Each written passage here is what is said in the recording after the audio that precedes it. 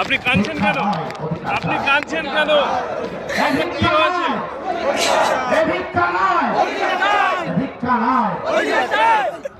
আপনি কাঁদছেন কেন? কি হয়েছে আপনার? আপনি কাঁদছেন কেন?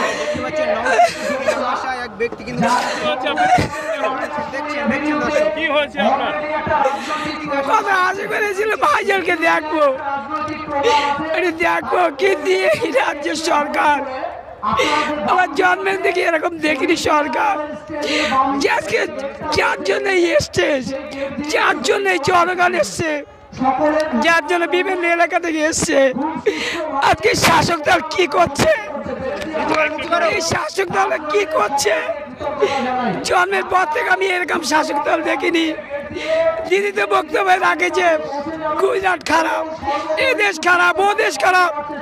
আজকে মুখ্যমন্ত্রী তুমি জেনে রাখো, এই পৃথিবীর থেকে একটা মাত্র সব থেকে খারাপ দেশ তুমি করছে এই পশ্চিম বাংলা। মাননীয় মুখ্যমন্ত্রী বলবো, যার জন্য আমরা এখানে এসেছি সেই ভাইজান আমাদের প্রত্যেকের অন্তর আছে, প্রত্যেকের অন্তর আছে, হয়তো চোখে দেখতে পাইনি কিন্তু তার কণ্ঠগুলো আমরা শুনেছি। কিন্তু তুমি কি সরকার? জনগণ তোমার কি দেখে করেছে? এই সরকার কবে শেষ হবে?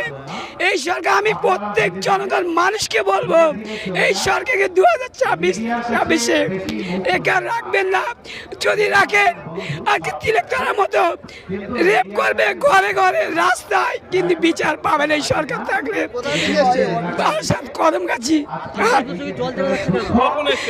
অনেক কষ্টে এসেছি, খেয়েছি আমরা। আমার কেন এই জীবনটা এরকম শুনে নিচ্ছে, যার জন্য স্টেজ তৈরি করা হয়েছে তা সে এখানে উপস্থিত নেই, তাহলে কি সরকার?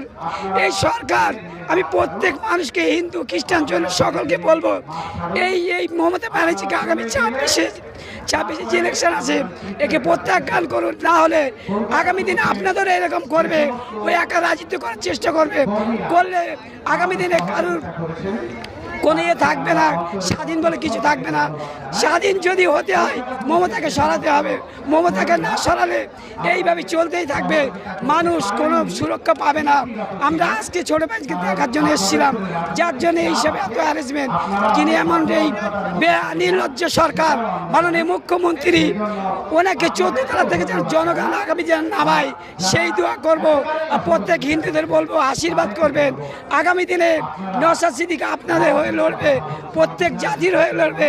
এই মমতা বন্দ্যোপাধ্যায় এই শওকত মোল্লাকে বলেছিল তুই বোমবাদী, শোকে দায়িত্ব দিয়েছে। এ সরকার শুধু তোমার বোমবাদী নিয়ে কাজ, এ সরকার লুটের কাজ। আজকে জনগণ পিছনে নেই, সরকার শুধু লুটে ভোটগুলো দিয়ে করছে বলে জিতে আছে। আজকে একটা সাধারণ বিয়ে হলে ভালো ছেলে খুঁজি, আজকে একটা ভালো মেয়ে যদি কারোর সঙ্গে বিয়ে দিতে হয় ভালো ছেলে খুঁজি, তাহলে দেশ চালাতে গেলে কেন মাননীয় মুখ্যমন্ত্রী খারাপ ছেলে খোঁজে? এই মাননীয় মুখ্যমন্ত্রী ধিক্কার জানায়। আগামী দিনে 2026-এ জনগণ এমন করবে, নীল নদে ওদেরকে ফেলে দেবে। আমি এই দোয়া করি। আর হিন্দুদের বলো তোমরা আশীর্বাদ করো যেন মাননীয় মুখ্যমন্ত্রী 2026 হেরে গিয়ে আমাদের নতুন করে যে স্বাধীনভাবে সকলে বাঁচার যেন আশ্বাস পাই আমরা। এই বলে আমি মোহাম্মদ শফিক ইসলাম। আমি দল মাঝে মাঝে করি, মাঝে মাঝে ছাড়ি।